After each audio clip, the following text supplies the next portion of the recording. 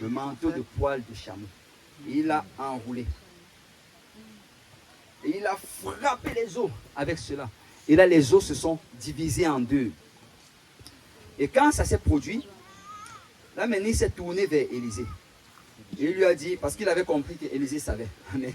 Élisée avait ressenti également qu'il allait être enlevé ce jour-là. Et la Bible dit que quand cela s'est produit, vous savez, 50 prophètes de la prochaine ville sont sortis de leur ville et ils sont venus, se sont tenus de l'autre côté du Jourdain. Donc c'était vraiment comme cela. On avait 50 prophètes d'un côté du Jourdain, Élie et Élisée de l'autre côté. Il y avait le Jourdain au milieu qui était séparé en deux.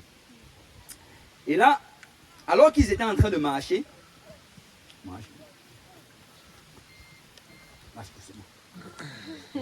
Et là, quand ils étaient au milieu, la Bible dit que Élisée, pendant qu'il marchait, c'est une longue marche, Élie demande à Élisée,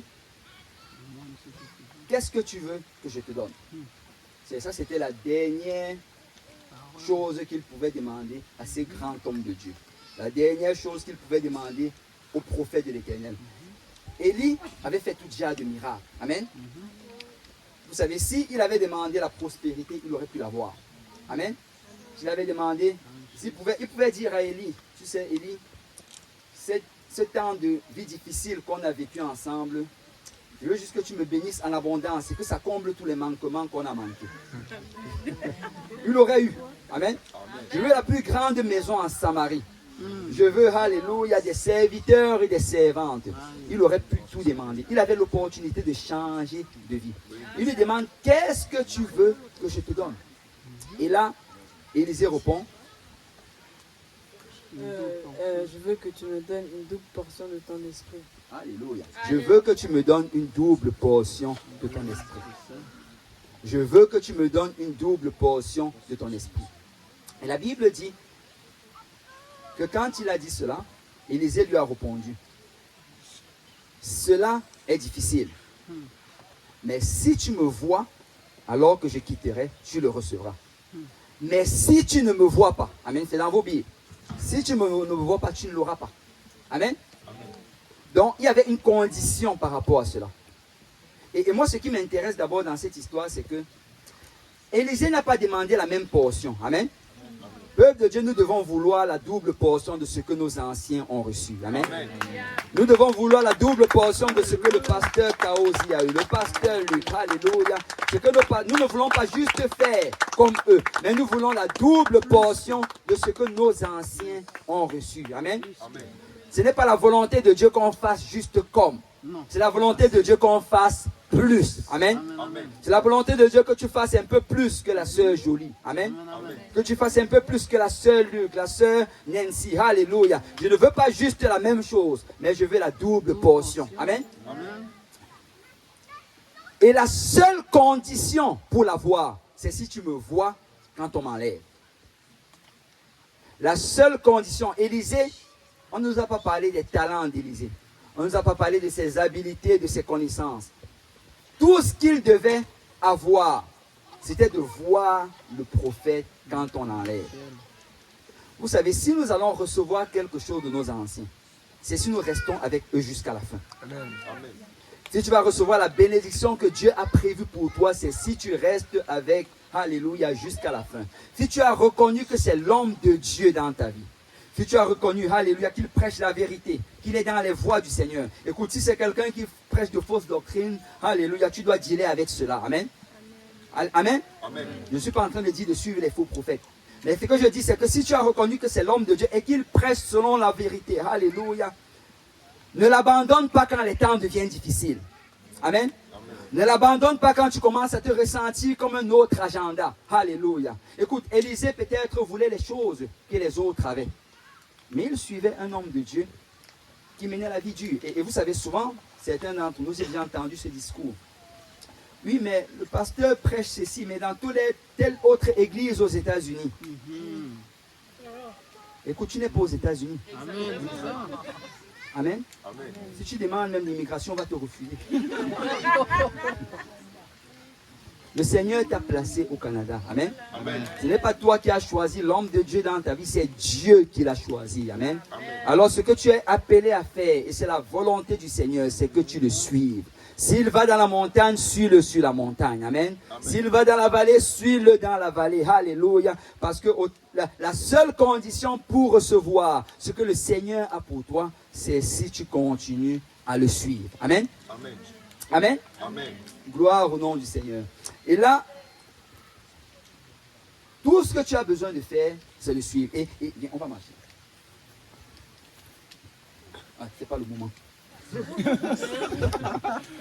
Donc là, ils étaient en train de marcher pendant qu'ils parlaient. La Bible dit que pendant qu'ils parlaient, vous savez, là, un char de feu a commencé à descendre du ciel. Et regardez, il y avait ces autres 50 prophètes qui étaient de l'autre côté. Ils voyaient la scène. Je ne sais pas si vous pouvez vous imaginer ça, mais ça devait être quelque chose de glorieux. Ils sont juste tous les deux en train de marcher. Et il y a un char, je crois que ça doit être sûrement venu de l'extérieur, de l'arrière. Un char de feu vient en arrière, alors qu'ils sont en train de marcher. Et les 50 prophètes sont là comme des spectateurs. Vous savez, quelques chapitres auparavant, Élie désirait mourir sur la montagne. Il voulait mourir dans une caverne, déprimé, découragé. Si les gens connaissent l'histoire, il a prié, Seigneur, enlève ma vie aujourd'hui, dans le désert, tout seul. Et je n'aurais même peut-être pas de funérailles, abandonné. Peut-être son corps allait juste se décomposer là dans le désert. Mais ce n'était pas ça la volonté de Dieu pour Élie. Amen. C'est souvent tu regardes ta vie, alléluia, et tu veux juste un peu. Mais Dieu a plus pour toi. Dieu a plus pour toi. Dieu ne veut pas que tu meurs juste dans un désert. Amen. Dieu ne veut pas juste que tu meurs abandonné à toi-même. Alléluia. Le Seigneur a une fin glorieuse pour chacun de ses enfants. Amen. Alors les 50 prophètes étaient de ce côté. Ils étaient en train de regarder. Et Élie et Élisée marchaient. Et là, le char de feu est descendu du ciel. Et alors que le char est venu, Élie a laissé tomber son manteau. Et Élisée ne le voyait peut-être pas encore. Mais là, le char est venu et les a séparés ensemble. Et là, Élie a été pris dans le char. Il était en train de monter vers le ciel. Imaginez ces 50 prophètes, ils étaient sûrement émerveillés par ce qui se passait. Et là, quand c'est arrivé, mets-toi à genoux. Déchire ton vêtement. Non, ne fais pas ça. Élisée s'est mis à genoux. Il a déchiré son vêtement. Char d'Israël et sa cavalerie. Et il était tout en pleurs parce que là, il était en train d'être séparé avec l'homme de Dieu de sa vie. Amen. C'était Élie qui l'avait fait traverser toutes ces choses depuis ces derniers mois ou bien peut-être ces années. Et au travers de cela, il avait tellement appris. Il avait appris à dépendre de l'homme de Dieu. Il avait appris juste à obéir. C'était l'homme qui lavait les mains de son prophète. Amen. Et la Bible dit que quand il était juste en train de déchirer ses vêtements et crier, les autres étaient peut-être émerveillés. Mais Élisée, tu sais, quand il déchirait son vêtement, il montrait vraiment l'état de son cœur. On le séparait de l'homme de Dieu dans sa vie. Amen. Parce qu'il avait développé un attachement avec l'homme de Dieu. Et la Bible dit que quand cela s'est produit, Élie, alors qu'il est parti au ciel, Élisée, lève-toi, tu as fini de pleurer. Et là, il se tourne, il regarde, il voit le manteau de l'homme de Dieu. Je peux ramasser. Et là, le voici qui n'avait jamais fait aucun miracle. Le voici qui n'avait jamais fait aucun prodige. Tout ce qu'il avait fait, c'était de suivre l'homme de Dieu pendant toute sa vie. Tu peux te retourner de ce côté. Et là, tourne le manteau. Et là, crie. Non.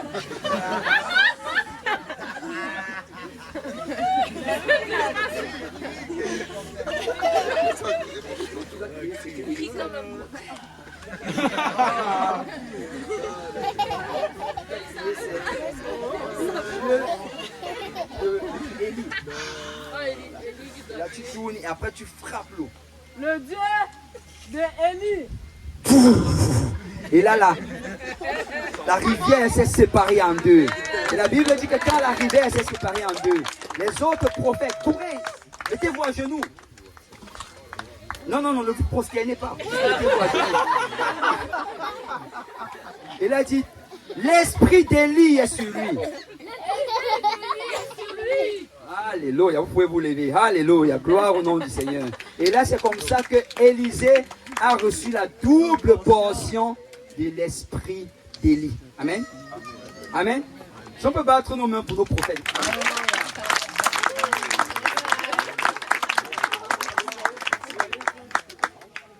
Alors le message que j'avais à cœur de donner à quelqu'un aujourd'hui, c'est le Seigneur.